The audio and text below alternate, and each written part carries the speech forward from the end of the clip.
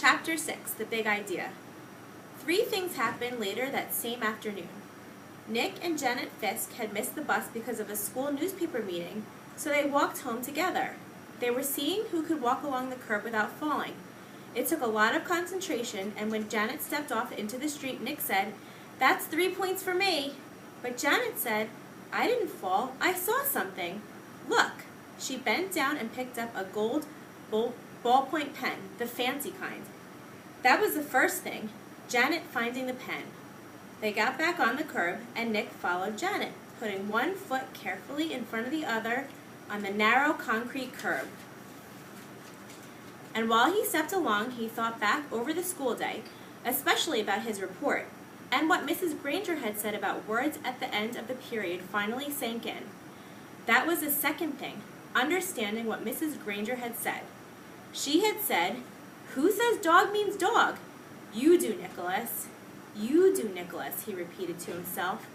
"I do?" Nick thought, still putting one foot in front of the other, following Janet. What does that mean? And then Nick remembered something. When he was about 2 years old, his mom had bought him one of those unbreakable cassette players and a bunch of sing-along tapes. He had loved them, and he played them over and over and over.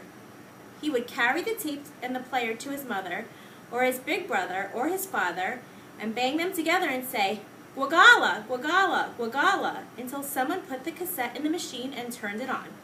And for 3 years, whenever he said, "Gwagala," his family knew he wanted to hear those pretty sounds made with voices and instruments.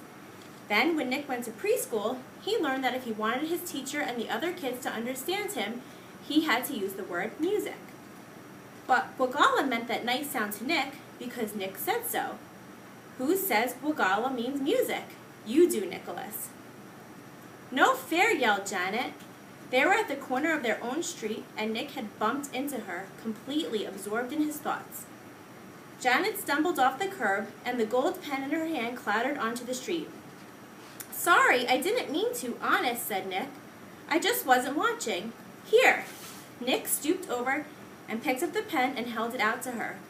"Here's your..." And that's when the third thing happened. Nick didn't say pen. Instead, he said, "Here's your frindle." Frindle?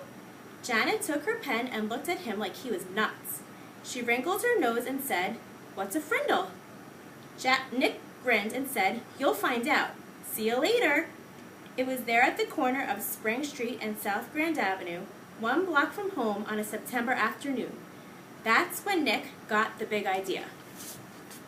And by the time he had run down the street and up the steps and through the door and upstairs to his room, it wasn't just a big idea. It was a plan, a whole plan, just begging for Nick to put it into action. And action was Nick's middle name. The next day after school, the plan began. Nick walked into the penny pantry store and asked the lady behind the counter for a frindle. She squinted at him. "A what?" "A frindle, please. A black one," and Nick smiled at her. She leaned over closer and aimed one ear at him. "You want what?" "A frindle," and this time Nick pointed at the ballpoint pens behind her on the shelf. "A black one, please." The lady handed Nick the pen. He handed her the 49 cents and said, "Thank you," and left the store. 6 days later, Janet stood at the counter of the penny pantry. Same store, same lady. John had come in the day before, and Pete the day before that, and Chris the day before that, and Dave the day before that. Janet was the 5th kid that Nick had sent there to ask that woman for a frindle. And when she asked, the lady reached right for the pens and said, "Blue or black?" Nick was standing 1 aisle away at the candy racks, and he was grinning. Frindle was a real word. It meant pen. Who says frindle means pen? You do, Nicholas. Half an hour later, a group of serious 5th graders had a meeting in Nick's playroom. It was John, Pete, Dave, Chris, and Janet.